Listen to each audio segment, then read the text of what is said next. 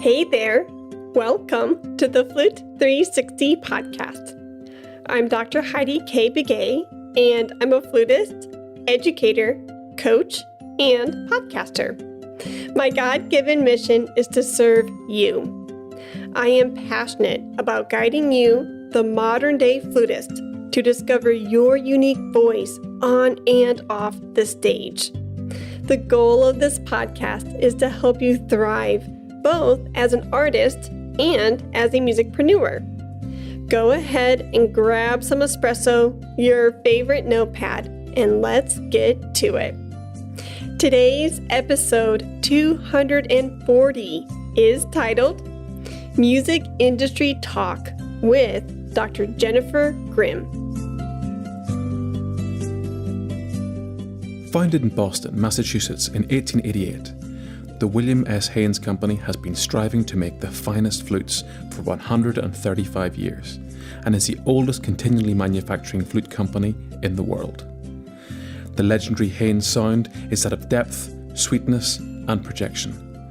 This unparalleled tone, combined with a precise mechanism and scale, brings a personal and distinctive feeling to the player, a profound connection that is unmistakably Haynes. The company's dedication to the Boston tradition of flute making and meeting the demands of the modern flutist is carried through every instrument which bears the iconic Haynes monogram. From the gifted middle schooler to the talented high school student, from the aspiring professional player to the skillful and enthusiastic amateur, from the teaching studio to the international stage. The lineup of Amadeus, Q-Series and custom handmade flutes offers a Haynes flute for every player. To learn more, visit our website at wmshaynes.com or haynesflutes.com. That works as well. Hey, Flute 360er. Welcome back to the Tuesday show, and thank you so much for being here. Can you do me a little favor? Can you share the Flute 360 podcast with at least one other flute friend today? Thank you so much. I am so appreciative of the continuous support that you pour out to me and to the show, and I want to spread the word about this podcast to other flutists. So if you do that, feel free to DM me through LinkedIn, Facebook, or Instagram, and let me know of your kind gesture, because I would absolutely love to give you a shout out through an upcoming podcast episode. Thank you. And without further ado, let's welcome Dr. Jennifer Grimm to Flute 360.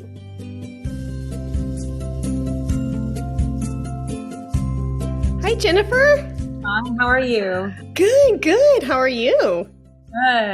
Good. That's amazing. It's amazing because literally it feels like yesterday I just saw you at the Carolyn Nussbaum shop, and here we are talking through Flute 360, and it feels like it happened all within 24 hours.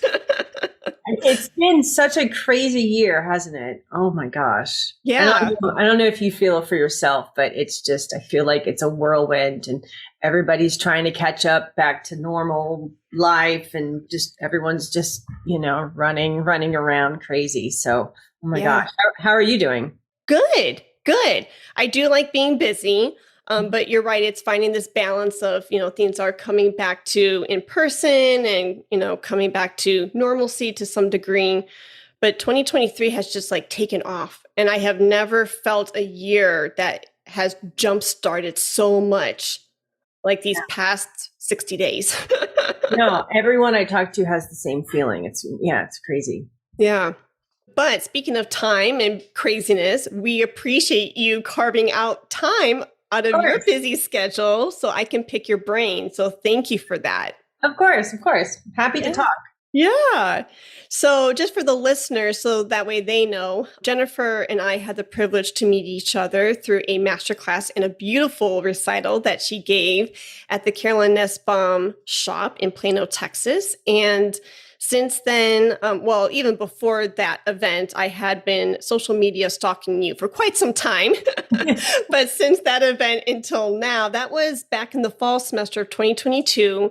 I have really been just engulfed in what you are doing and the contributions you bring to our community. And thank you. Thank you for all of it, because I know how much energy and effort you put into your students, into your studio, and into your colleagues.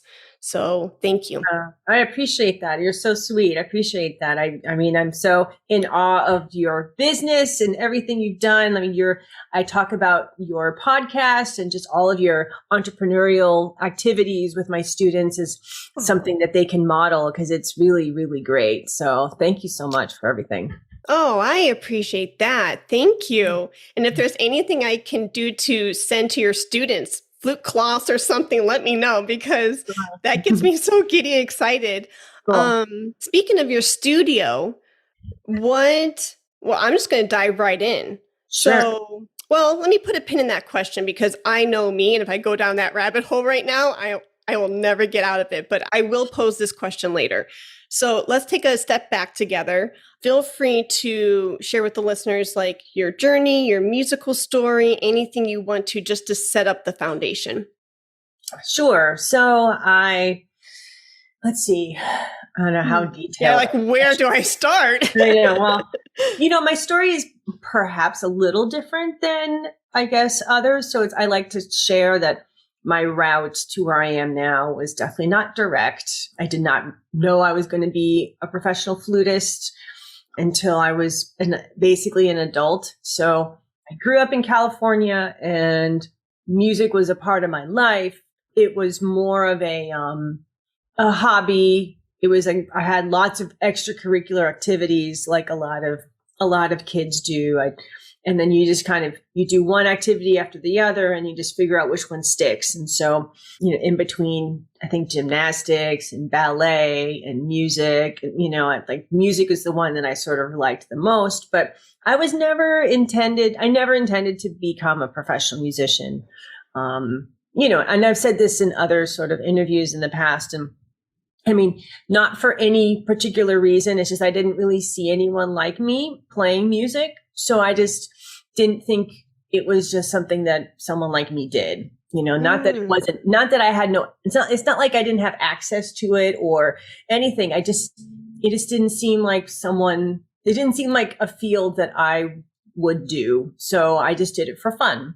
Okay. And when I got to college, I went to college I was actually originally pre-med, and I had declared like a math major. I don't know why, but I was a math major in my undergrad, and soon decided that was a bad idea for me, not for others, but for me. It was and as I was studying my pre-med classes, I was in that infamous organic chemistry class. It's the class that weeds everybody out. And so I was in that class, and I just kept procrastinating for my studies, and I would just practice. So like, instead of studying, I would just practice. And so I just realized like, I'd much rather do this than study any of this subject. And I did not see myself as a doctor. It was something I think my parents wanted for me more than I wanted for myself. And so I decided to, in my second half of my sophomore year, I decided to try to switch gears and try to pursue music. So I say that just because sometimes people feel like, oh, people are destined when they're really young. And it wasn't, I liked music, but it wasn't, and I practiced, but I did not practice to the extent that one would as a music major, right? I practiced because I was like, oh, it's fun. I like to play this piece. I would just practice pieces I liked. I don't know if I practiced etudes that much, but, I just did, because again, I wasn't planning on being a musician. So then I had to kind of catch up. So for the rest of my undergrad, I ended up switching my major. I ended up majoring in psychology, and I have a BA in music. So it's more like history and theory, and then I just tried to kind of catch up on my fundamentals. And then I gave myself a goal. I took a year off after college to keep practicing, and I gave myself a goal to get into a graduate school. And so then things kind of started sort of working out in terms of, oh, maybe this is something I could do. So then I went to Yale for my master's degree, and I stayed to get my doctorate there. So I have my DMA also from Yale. And during part of your degree progress at Yale, at least at the time, I had to actually leave campus. So I did my academic coursework for my doctorate, and then they make you leave and go out in the world and prove yourself as a musician. And so when I did that, I moved to New York City. So I lived in New York City for 7 years. And then during that time, I got my doctorate, and then started performing a lot in New York. And I joined a woodwind quintet, and I joined a chamber group with strings. I started doing lots of chamber concerts all over. And then eventually sort of decided to get a full-time teaching job. And so I got the job at the University of Nevada, Las Vegas in 2007. So I taught there in 2007 up until 2019. And then in 2019 is when I moved to Miami to teach at the University of Miami's Frost School of Music. And that's where I am still. So, and that's where I am right now. So I was going to ask, is that your beautiful studio? Yes. Yes. It's very, I mean, I could show you the palm trees right outside my window. So, Please don't, because I will be so jealous. I'm in very flat Texas. Yeah. So Florida's shoot. flat too, but there's a lot of greenery here, which is nice. That is cool. So what was it like studying with Ransom Wilson? Yeah, it was great. I chose Yale. My teacher in my undergrad, my teacher in undergrad is Alexandra Hawley. And she's also the daughter of Frances Blaisdell. So if people don't know my teacher's name, her mother is Frances Blaisdell, who's a trailblazer, pioneer, first woman to play in the New York Philharmonic, and, very historic figure. And so when I was at Stanford getting my undergrad degree, I was studying with Alex, and I told her my idea of wanting to go into music professionally, and she recommended Ransom because they both studied together with Ron Paul in Paris. Okay. So that's kind of how I got to know Ransom, and how that lineage is sort of there, common through students of Ron Paul. So when I got to Yale, it was a very intense time. I mean, he knew that I still needed some work catching up. And I spent the entire first year really just practicing. I did very little solo work. I had to do a pretty major embouchure change. Okay. And so that's something that I'm now comfortable teaching, because I had to go through it myself. And, he was very, very methodical in teaching me. And, he was very tough, but he's also a soft-spoken person. So, he does it in a way where you're not like completely like devastated by what he says, but you're just like, oh God, I need to, so it's a little bit like that. I appreciate it because it was intimidating, but not scary at all. And so, and he, in his sort of quiet demeanor, really he demanded absolute excellence. And so, I literally, for the entire 3 years I was at Yale, I basically got to the practice room right when they opened and left right when they closed. And everyone knew me as the one who always practiced. And I didn't even play in orchestra my first year. I had to fix my playing. And so I was determined. And so he was a really good role model for me. He took, very direct and very methodical and very intellectual approach to music. It was really great. That's amazing. Thanks for sharing that. Sure. I bet it's fun to kind of go down memory lane a little bit too, because, thinking of my past teachers and how they live and breathe in you still, even up to present day, they're with you. They help form you. They help shape you. And now I'm sure Ransom is, through you, and of course your voice and your ideas are shaping your beautiful studio. And it's this wonderful ripple effect. Yeah, I know. I appreciate you saying that. And it's, absolutely true. I mean, a lot of times we teach what, was modeled to us, right? So, I feel like, especially a lot of my ideas came from him teaching me and me figuring out what works best for me through his guidance. And then I'm able to either share that same guidance or sort of reframe it and reshape it into sort of my own because I have my own sort of experiences with it too. So yeah, it's really incredible. And, and now that I've been teaching a while, like, I'm teaching one of his former students is currently in the studio too. So it's kind of continuing that cool. tradition. It's really great. A full circle moment. Yeah, I love that. And going back to your journey and your story, thank you for being so honest and just open about sharing, like, hey, I had a BA in music, and I had to do some massive catch up. And look where you are, producing beautiful albums and being a Haynes artist. And I mean, you had to work for it, of course. It didn't, just come easily where you just showed up. You're like, oh, look at me. I'm teaching in Miami now. And, I'm a Haynes artist. But thank you for sharing that, because sometimes I think musicians, especially flutists, to some degree think like, oh, if we don't have it, I'm doing air quotes, if we don't have it by X age, it's too late, and it's not, I also had and I'm using air quotes here, just a BA in music. It was not flute based.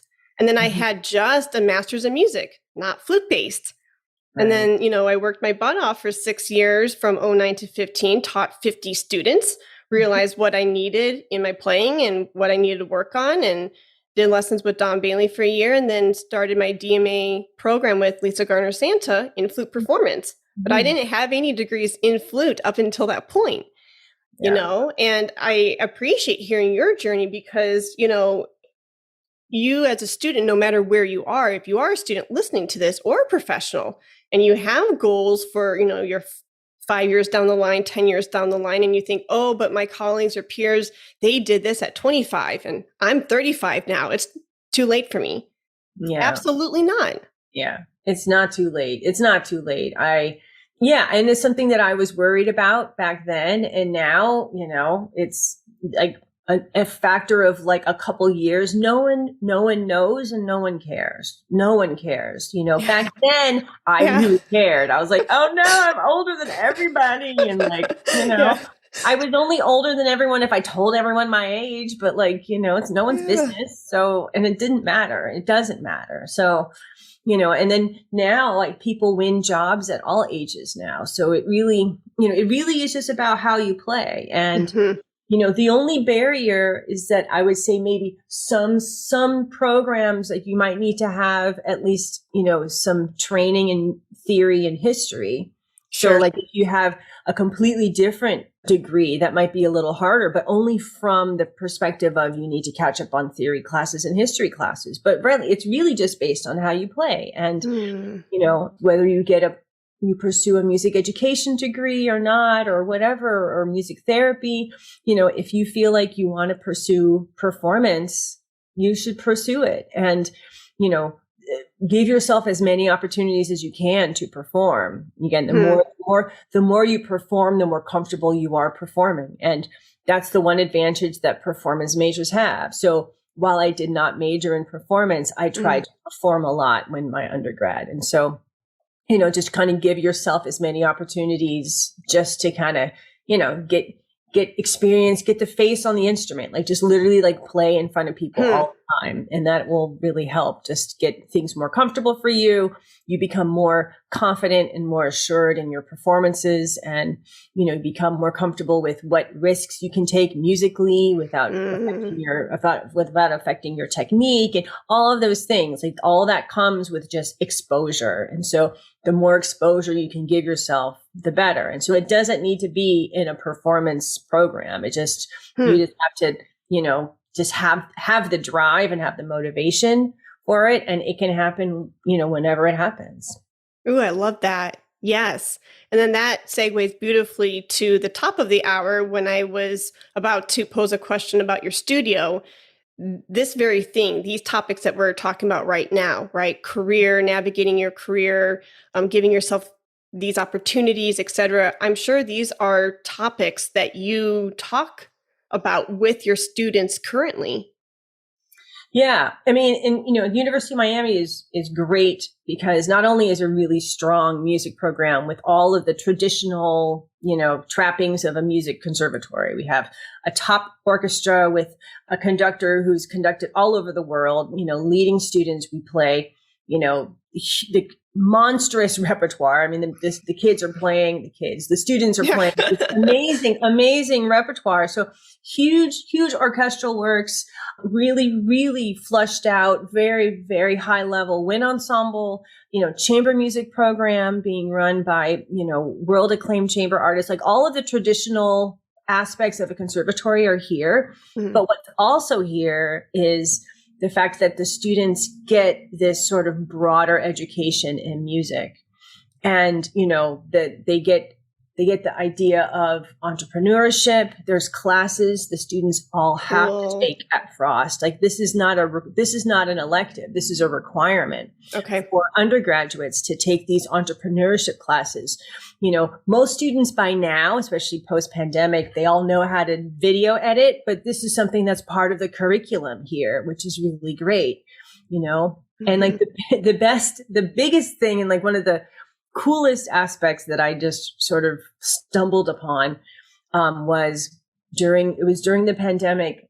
We had the jazz flutist Nestor Torres come and give a Zoom masterclass to my students, and he was teaching everyone improvisation. And like, lo and behold, every one of my students knew how to improvise. And the person who was the worst at it was me, because I never took improvisation as a student, but all of them knew how to improvise. I was so amazed at they just were comfortable in that idiom, because it is part of their ear training and their theory classes to improvise and like learn how to do that. So that's what I feel is really great about the University of Miami. It's just, it sets students up to have like a more broad education so that they can fit into different niches in the industry. It's just, they're more comfortable in other fields as opposed to just in this very tightly wound field of classical music or orchestral playing.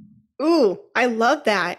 And hats off to Miami and for you to be those mentors to help students to find their niche, marrying something and maybe another skill set to music, or because the market is shifting. It is. Right. And if schools, I think, I'm saying this in a very loving way, but because Frost is one of those schools, if schools at the academic level don't start adhering to and seeing and noticing these market changes and giving students the equipment and the tools in order to navigate the current industry, they're going to do a huge disservice to music students, because post-graduation, they're going to be slammed with the reality of what the market looks like. And they're going to be like, what do I do? Because, I wasn't offered those entrepreneurship classes. I wasn't offered ... to help me succeed in the current climate. Yeah. I mean, like being able to, if like the days of, actually, I don't know if the days were ever there of like getting your degree and then winning an orchestral job like that. Like there's no like automatic segue. And I don't think there ever was, for schools with orchestral job. I doubt that was ever the case, but it just seems so difficult now. And there are so many really talented flutists out there. And the jobs that we once held as like the ideal jobs, right? There's so few of them that it's not sustainable. Like we can't sustain training musicians and preparing them for a world where there's no jobs. Like it makes no sense. So yes, right. What we have to do as institutions and as educators is that we have to encourage students to find other paths, not at the expense of them, of practicing or of, learning all of, like my students will, we had a whole session on mock auditions and learning orchestral excerpts. I mean, we do all of that very intensely. And it's a huge part of what we do. But in addition to that, we also think about these other things. And we also focus some of our energy on video editing, on sort of social media presenting and like talking to the audience and engaging with the audience. Like all of that's very, very important too. Oh, Dr. Grimm. Oh my goodness. That is literally my soapbox of all time. And oh, good. That's, that is the essence of Flute 360. Yeah. And I have another podcast. A lot of people don't know this, but it's called The Pivoting Musician. And, I'm an older millennial. I'm 37. And you're right. Like the way I was trained and I'm kind of inserting my journey because what you're saying and how you're training your students is like a breath of fresh air for me. Oh my goodness, keep these conversations going because like, please, sometimes it feels like on my end of things, it feels like and I'm saying this in a very loving way, it feels like I'm pulling teeth because, like a lot of musicians, you're right, like you get, not that it was this way, but you get the degree, you do the work, there's the job, right? And obviously there's some missing gaps there. We know this, but it's no more how well you play your instrument, because the market is overly saturated with highly skilled musicians and not enough traditional jobs to go around. Right. So one of my caveats, one of my soapboxes is saying, you're the job. You need to pivot and realize, like, what are your other skill sets? How can we marry that social media knowledge with marketing, with putting yourself out there and inviting people to work with you as a musician, whether as a teacher or performer, doesn't matter. And I'm trying to, and I swear I'm not like, this is not a shameless plug, but I'm trying to use Flute 360 as an example of that.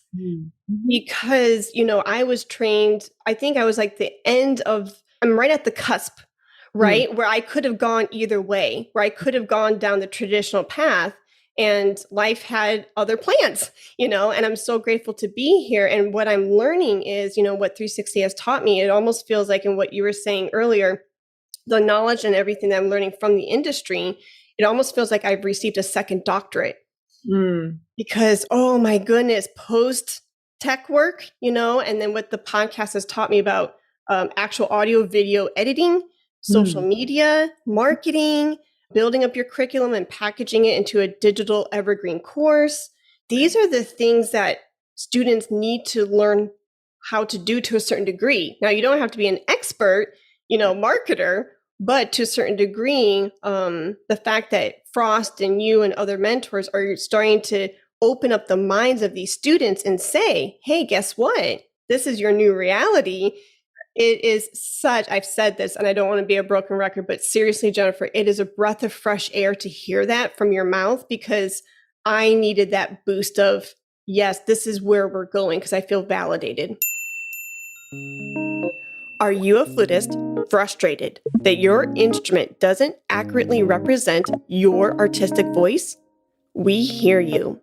Not owning an instrument that will showcase your musical abilities and let your creative voice shine through can be frustrating. Let us help you change that. At the Carolyn Nesbaum Music Company, we have a team of flute specialists who have been working in the industry for decades, and they have the knowledge and the skill to help you find your dream instrument. They have a wide selection of piccolos, flutes, low flutes, and head joints to match your creative needs.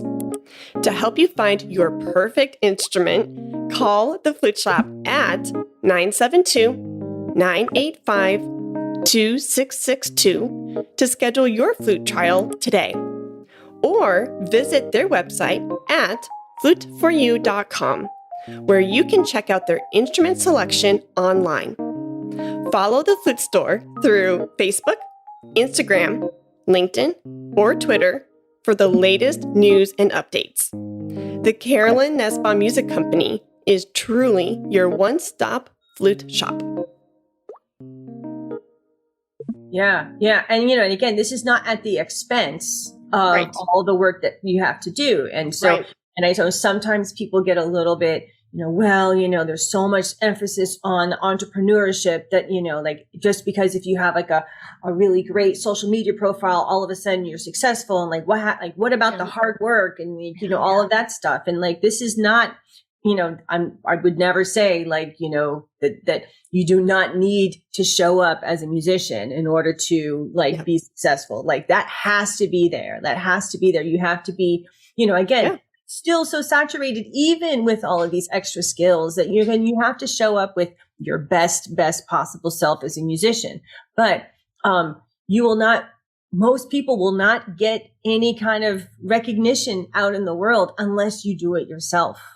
Unless you push it yourself. It is just how things are right now. And so, you can like sit back and like be annoyed that some people are getting attention on social media, or you can actually do the work and get that attention, and, and like, I am not one, I do not love the social media. I do not love it. Like I don't really want to say my age, but I am not a millennial. I can say that. So like it's not as comfortable for me to be so forefront with stuff online, but I know that's what I had to do to get my album, to get anyone, like just to even have anyone know about it. And like, if I put in years and years and years of work and lots of money, right? These things cost a lot of money. I've never made an album before, and I'm not 36. So like, and I've never made an album before because I could never afford it. I could never afford it. And only when I got to Miami, I was able to apply for a grant to pay for most of it. Nice. And so it took a long time. And then on top of it, it still cost a lot of money. These things are not cheap. No. Especially when I did it this way. And so if I'm going to put all of this effort into this album, I don't want to just be, have like just to give it away, for my 5 friends, So like I had to kind of embrace a little bit more of that presence online, and it does help. It actually really does help, and it is important. So like I know that it works. I know that it works. And I know that it's important. And it may not be everyone's personality, but it is what we have to do in this age, definitely.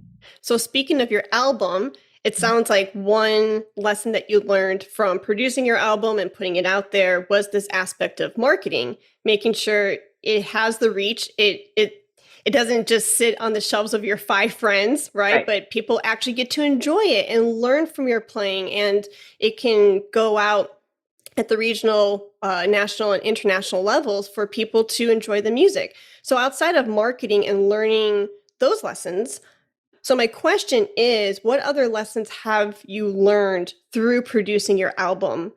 Was it, working with the audio engineer? Were there little nuggets there that within the studio booth, you're like, oh my gosh, wow. I would love to know what that process looked like.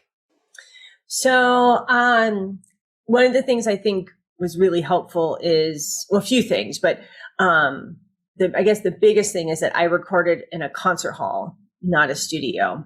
And I think that's really, if you can, that's really, really beneficial just to get the natural acoustics. So if you can find a nice hall with natural acoustics, that was really, it made it much more comfortable for me to do this album, because I felt like I was giving a concert in a way, and so there's a certain amount of freedom when you're in a space that you're in regularly. Like I don't play tons of concerts, but like I don't record in music studios either. Right. So I'm much more comfortable on stage, in a stage that I've performed before, than in a studio with all of the carpet walls and like just the close confined space. And like, so for me, it was much more comfortable to record in the concert hall. And I just think for the sound as well, because we were able to use the natural acoustics of this hall. So that was one part of it.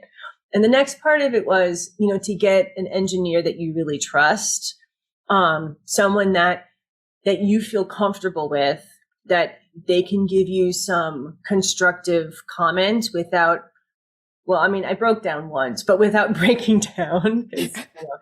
So there are moments where, you're feeling like you can't do it if you have to, you're like getting through a lot of it and you make this one mistake and it keeps happening. And then you start getting frustrated with yourself, and like just have your producer and your engineer just to sort of be a nice calming force was really, really helpful for me. So someone I really trusted as a musician, as a colleague, and as a friend. So that was really important for me, and that helped me along the process. So I felt very comfortable. I really felt like I could be my best musician self with my producer and engineer. So that was really helpful. It's interesting, I've done a few recitals of my program since I recorded it. And I did a little bit before I recorded it. But now that I've played the music on my album like a lot of times now. I'm like, oh, what if I go in and record it now? So, I'm not going to do that. But just to be able to, if you can, to perform the repertoire on your album as much as you can before you record it. There's something about it living and breathing inside you for months, with numerous performances under your belt. You get more and more comfortable with your pianist. You get more comfortable with taking risks that, sometimes people tend to not do when you're in the recording booth, right? Because you don't want to make mistakes. You don't want to crack notes, right? So you tend up playing a little bit safer in the recording space, but the more often you do it in the concert hall, and because it's easier to take risks there, right? So I can take my musical risks in the concert hall, and the more comfortable you are taking those risks, the easier it can to like lend itself to the studio when you eventually do it. That's amazing. Ooh, I'm so glad that you shared that, because you're right. The more you are in these different spaces with the music, it becomes more of you, and you become more of it. And then so when you go to record it, it's just this natural extension, like, oh, I've given, 3 to 5 different performing tours on this repertoire. Now I'm ready to record it. Yeah. That's definitely. And now if I do another album, I'll definitely do it that way. Definitely. Oh, okay. Mm-hmm. Cool. Yeah. Are there any other gems that you pulled from your first album and that recording process that you would bring over into your second album, other than what you just shared?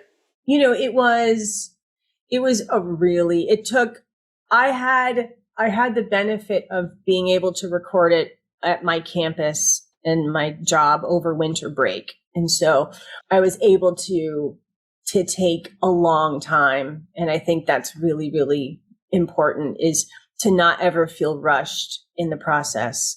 Because again, if you're renting the hall, you're renting it every day costs money. And like you may only get the hall for a couple days. And, but it took me a week and a half to record my album. Partly because one piece involved 12 multi-tracked pieces, right? So when I did Oxygen, it's 12 lines that I had to record each line, and it's a 15-minute long piece. So it's essentially, this one piece was actually a 3-hour piece, not a 15-minute piece. So it ended up taking me a long time to record that piece, just that piece itself. So if you have the opportunity so that you're not stressed out for time, that's really important too. Ooh, I love that. So let's take a few steps back. You had mentioned about the grant writing process to help fund this album. What did you learn? I'm sure you've written a gazillion grants before this one, but do you have any advice for somebody who is, in the grant writing process? Something, again, you learned from this specific season in your life that you want to share? Sure. So the grant that I received was from my university, but I've also applied for other grants. And, every time, if you have an opportunity to go to like a grant writing session, a panel, like just some sort of training session, it's very, very helpful. So I, back when I was living in Las Vegas, I received some grants to program this chamber series that I ran back there. And, it was through my state arts council. And so every state in the country has an arts council, and they give grants to individuals for projects just like this. So wherever state you're in, you have this possibility. I think with most of them, they don't give grants to current students. So that's the only thing. If you're still pursuing a degree, you're usually not eligible. But past that point, you can apply for any of these grants. And even if you are a student, oftentimes you can apply for funding at your university. And so with all of these, there are lots of online training sessions available, and they're all really helpful. Like I would attend lots of these grant writing sessions, and I always had people I knew who are not musicians read over my applications, because again, what I think is like normal speak for me and a flutist, if you're not a flutist, you're like, what does this mean? Like, what's a head joint? And like, or like little things. Yeah. Or, just little jargon that we use that may not translate to the greater community. And so it's always nice to get, so I would have, my sister's a writer, so I would have my sister look at some things. And then one of my best friends is a musicologist. And so he would look over some things that I had to write to, so that, like, I didn't want to sound stupid. So like he helped me not sound stupid. No, that is such a golden nugget to take away from what you just offered, Jennifer. And thank you. You're right. Like there's terminology that as flutists, we just kind of, take for granted. And we're like, yeah, I know what Jen's talking about. Totally there with you. Right, but from an outsider, from somebody who's not in the music world, they may question it. So getting outside advice, outside of the music community, that is golden. Yeah. Just having it could be a musician, but just have someone who's not so invested in your craft. And if it appeals to them, then it could appeal to a grant panel probably. Yeah, no, that's wonderful. Circling back to this nugget of like social media and things like that, since I do stalk you through social media, I noticed that you are so active. And, between your teaching at Frost and these performance and masterclass and clinician events that you do nonstop, I know that this is a blanketed question and probably typical, but I really genuinely want to know, how do you juggle it all? It's been a little bit like we talked about at the beginning of the show. It's been a little intense, I think, for everyone, right? Okay, sure. So I feel like I'm going through a certain phase that has an end point because a lot of the things I'm doing right now are related to the album, and I know a lot of things right now are related to things that were canceled from COVID. And I see. And also to be quite blunt, some things that I've been asked to do, I think, were sort of post 2020 George Floyd, people recognizing that DEI is important and we need to diversify. And so, I'm fitting categories of things that I was never considered for before, which is another conversation to have. Yeah. That's a whole nother thing. Yeah. But, so I feel like right now it's like I'm in this weird world that I think it's starting to like fizzle out and not be so intense. But but before this, I probably was still quite busy with everything because I think, and I tease about this with my students. I was like, and actually when I give master classes, it's like, us flutists tend to be kind of type A, kind of control people, and everyone nods usually. And I'm like, all of us. So, I mean, I wish I had a better answer about balance because I am seeking it out myself. But some of what I'm doing right now, I know has an endpoint because, a lot of the concerts are related to this album, and like, it's like already. I see. So things will taper down pretty soon, but it's intense. And I think we're all busy. I mean, every single person I talk to is busier than they've ever been before. And that's not always good. It's not good. I mean, I like that people feel like they're getting back to performing again, because after COVID, it was really kind of scary for a while. And so there is like, I think people feeling good that, the arts are bouncing back. But not at the expense of our mental health. I think that's really important. Oh, for sure. Yeah. No, it's just when you see an artist like yourself jumping around from like location to location, the first thing that I think of is like just the travel in of itself can be stressful. Different time zones and just like cars and buses and airplanes, and your body takes a hit. And so you're right. It's a balancing act for sure. Yeah. I mean, I like to travel. I like to perform, but it's not sustainable, and I'm not expecting it to be sustainable. I see. Yeah. Fair. It's one can only do this for so long, and there's just a lot. It's a lot. There's a lot going on, and so I feel like we're you know, I'm at a moment where I'm like, again, I have this product that I'm very, very proud of. And so like, I'm kind of eager to play this program right Yeah. now, but I don't know, in 8 months from now, maybe not. Yeah. And that's completely fair. So, And, and because you are passionate about your album and everything like this, I want you to know part of your marketing efforts and getting the word out. I want to support you 110%. So easy peasy. Like for the listener out there, Jennifer's album and the link to her album will be in the show notes below. And if there's anything very specific, Jennifer, you want me to direct people to, just let me know because, like I said, I'm going to be your supporter in this endeavor. Oh, I really appreciate that. Thank you so much. You've been so helpful. I mean, you were so helpful in organizing when I was in Texas a couple months ago. You're just so helpful. And this is a great podcast. I so appreciate you having me on. And thank you so much for sort of spreading the word about it. I really appreciate it. Oh, yeah. Oh, yeah, definitely. And to wrap up this wonderful conversation with a nice, neat bow, the last thing I want to pick your brain about is your partnership with Hanes. And that's another hat that you wear, being a Hanes artist. So when was that title official? I guess that's the way to ask it. And what has the journey been like? Yeah. I mean, I started playing Hanes. Yeah, it was actually interesting. I started playing Hanes when I brought a student of mine. I was living in New York at the time and I was teaching in Pennsylvania, and I had an undergrad student who was wanting to upgrade. And so I went flute shopping with her, and we were trying a bunch of flutes, and Jeff Weissman said, "Here, why don't you try this? It's a Hanes." And I'd never heard of Hanes before.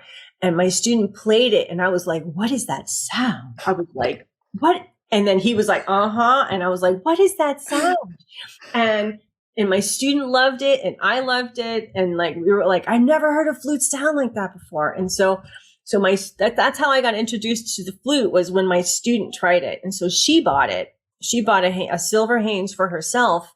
And I had just gotten my sort of upgraded flute, and I was not in any kind of market to buy anything. So it took me several years to raise any kind of money, but I was like, my next flute is going to be a Hanes. And so I think I got mine in 2011. This is when I was able to get my Hanes. And, I think, I've now upgraded it one more time. I just got a new flute just last year, right before my album. And it's really, the company is really fantastic. I mean, it took a while for me to sort of become someone that they talk to. I mean, it's like, I'm not like a famous person. I'm just like a college teacher kind of, and so it took a while for me to sort of be like a artist for them. But I started off as an ambassador clinician, which was sort of more, I sort of helped with the kind of their step up brands and their step up flutes, the Amadeus and the Q series flutes. And so I would give like little classes in Las Vegas, and I would talk to high school students about Hanes. And that's kind of how it started. And then eventually they were able to bring me on as an artist as I got to do more master classes at colleges and things like that. Like, it kind of worked its way naturally, but it took a long time. I mean, it was not, I haven't been an artist with them for very long. Yeah, it's a process like anything else. Yeah. But congratulations to have that title. And you're so humble to say, I wasn't, anyone with this big name or whatever, or just teaching. I guess that's the theme for today's conversation, is air quoting around just. I was just a college teacher. And you say that so humbly, but we think the world of you. You are such a phenomenal teacher and artist. And yeah, I just wanted to throw that out there.